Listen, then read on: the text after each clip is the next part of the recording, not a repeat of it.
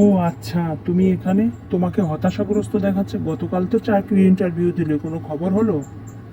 তুমি তো জানো 20 বারেরও বেশি ইন্টারভিউ দিলাম, কিছুই হলো না। ভালো রেজাল্ট করে কি লাভ হলো? কি করব বুঝতে পারছি না। তোমার আমার মতো লক্ষ কোটি বেকার রয়েছে এই দেশে। এই বেকারত্ব আমাদের দেশের বড় সমস্যা হয়ে দাঁড়িয়েছে।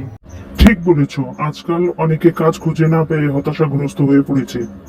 বেকারত্ব শুধু অর্থের সমস্যা নয়, এর ফলে আত্মবিশ্বাস কমে যায়, অপরাধ প্রবণতা বাড়ে, মানসিক চাপ, দুশ্চিন্তা, ডিপ্রেশন বাড়ায়, পরিবার ও সমাজের অগ্রগতি বাধাগ্রস্ত হয়। তাহলে বেকারত্বের সমাধান কি?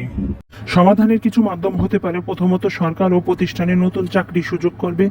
দ্বিতীয়ত, মানুষের যোগ্যতা বাড়াতে শিখন ও দক্ষতা অর্জন করা উচিত। তৃতীয়ত, উদ্যোক্তা হওয়া একটি ভালো সমাধান। বুঝলাম ভাই, আমাদের প্রত্যেককে শুধু শিক্ষিত নয়, সেই সাথে দক্ষ ও উদ্যমী হতে হবে। ঠিক বলছো ভাই। চেষ্টা, শিক্ষা, দক্ষতা, উদ্যোগ, পরিকল্পনা এবং প্রযুক্তিগত ব্যবহারই বেকারত্ব দূর করার মূল চাবিকাঠি। সত্যি বলেছো তুমি, চলো আমরা আমাদের মতো চেষ্টা করি।